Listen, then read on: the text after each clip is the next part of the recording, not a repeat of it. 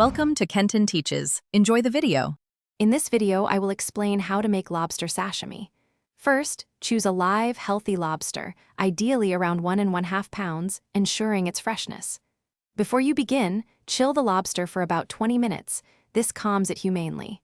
Prepare your workspace with a very sharp knife, a sturdy cutting board, and a bowl of ice water.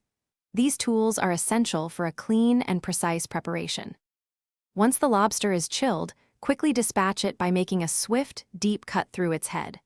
Next, separate the tail and claws from the body with a firm twisting motion. Focus on the tail, as this is where the prime sashimi meat comes from. Carefully extract the tail meat, trying to keep it as whole and undamaged as possible. This step requires precision to maintain the meat's integrity. Now for the slicing.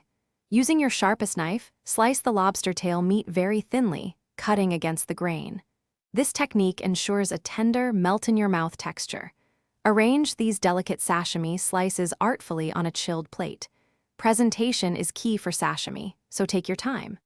A simple garnish, like a sprig of fresh shiso or a thin lemon wedge, adds both visual appeal and a hint of aroma. Serve your freshly prepared lobster sashimi immediately. It pairs wonderfully with a small dish of high-quality soy sauce and a dab of fresh wasabi. The goal is to savor the natural, sweet flavor of the lobster.